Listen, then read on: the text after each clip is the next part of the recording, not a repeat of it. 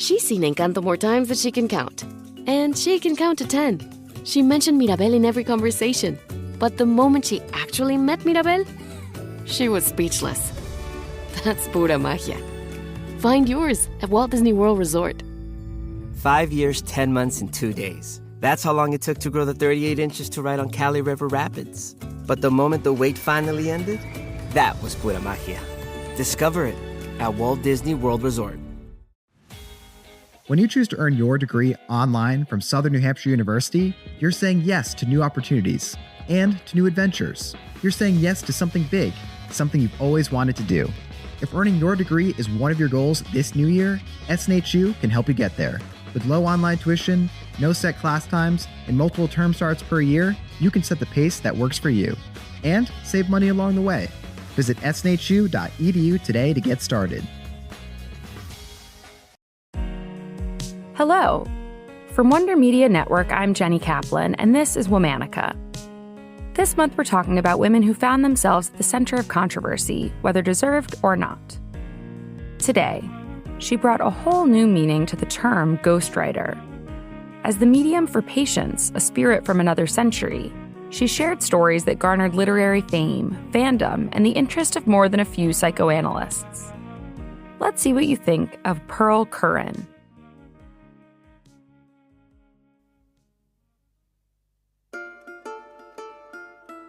Pearl Curran was born Pearl Pollard in Mound City, Illinois in 1883.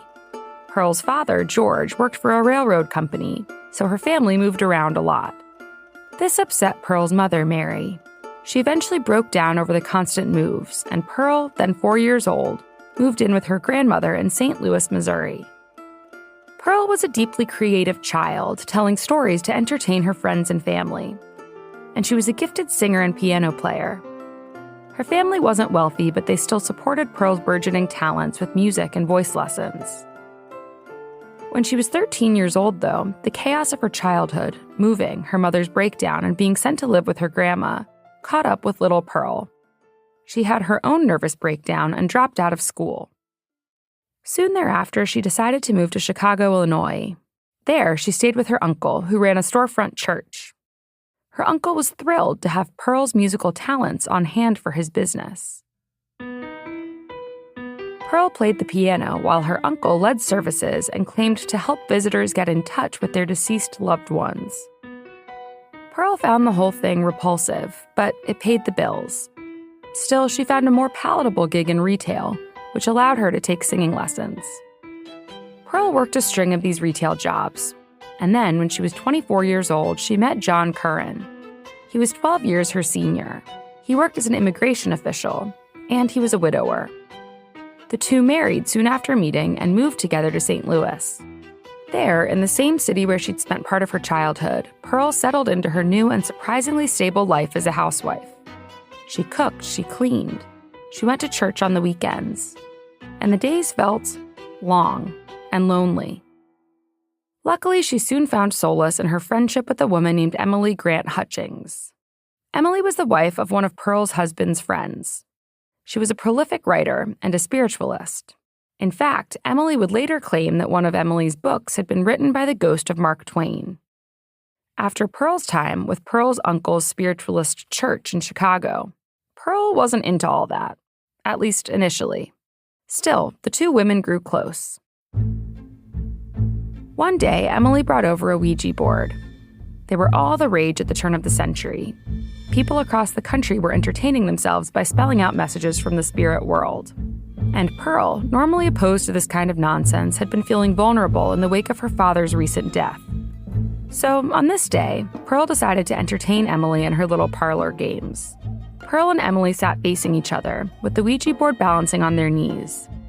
They gently placed their fingers at the heart-shaped piece at the center and felt it move, spelling out nothing. Just a whole lot of gibberish. Still, the two women continued to sit with the Ouija board each week while their husbands sat playing cards in the other room. The messages continued to be incoherent. Then one day, July 8th, 1913 to be exact, Emily and Pearl assumed the position. Their fingers began moving across the board, spelling out M-A-N-Y, Moons. Finally, they had the complete message. Many moons ago I lived. Again I come. Patience Worth is my name. Emily and Pearl continued to commune with Patience, and soon it was revealed that Pearl was her intended medium. Pearl used the Ouija board to conjure Patience's messages, and soon she attracted an audience amongst her neighbors. As her audience grew, Pearl began publishing Patience's poetry, musings, and stories in the newspaper, under the auspices of her being a literal ghostwriter for the spirit of Patience. Then she published a full-length book.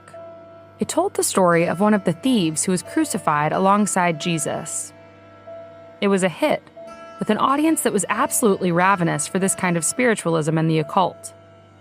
By the time she published her second book, much of the country's fervor for these kind of ghost tales had faded. Instead, Pearl herself became the subject of headlines. Psychologists and other experts became fascinated with the phenomenon of Patience. Was it all an elaborate hoax for attention? Or did Pearl herself truly believe it? And was it then the workings of a troubled mind? The argument also took off closer to home. Among her friends and neighbors, opinions were largely divided along gendered lines. Women were more inclined to believe something supernatural was happening in these Ouija board sessions, while men were quick to call Pearl unstable. While speculation swirled, Pearl largely refused to care or cooperate. She simply continued to write on behalf of Patience. Then, in 1922, she found herself in a bit of a pickle. At 51 years old, she had 2 small kids after years of thinking she couldn't get pregnant, and her husband, John, had just died. She had to find a way to support herself. So she started traveling around the country giving demonstrations with her Ouija board to packed auditoriums and private homes, in many ways holding services similar to those of the uncle she'd despised. Pearl remarried briefly in 1926 to Henry H. Rogers, a physician and older widower. After they divorced, Pearl moved to Los Angeles. There she found a new life. She was a hit among an artsy group of women who believed her connection to Patience represented powers unique to women. And she remarried a third time to Robert Wyman, a businessman she'd known from back in Missouri. Pearl remained in touch with Patience until she died on December 3, 1937. She was 54 years old. All month, we're talking about women of controversy. For more information, find us on Facebook and Instagram at Womanica Podcast. Special thanks to Liz Kaplan, my favorite sister and co-creator.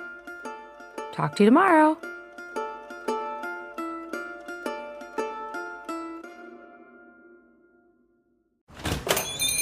Hey, come on in. Small Business Saturday is right around the corner. And so is that shop you've been meaning to check out. On November 30th, support your local community by shopping small on Small Business Saturday, founded by American Express. Pick up a new outfit, a handmade gift, some vintage vinyl, maybe even some local tea. Thanks so much. See you soon. Shop on Small Business Saturday, November 30th. That's the powerful backing of American Express.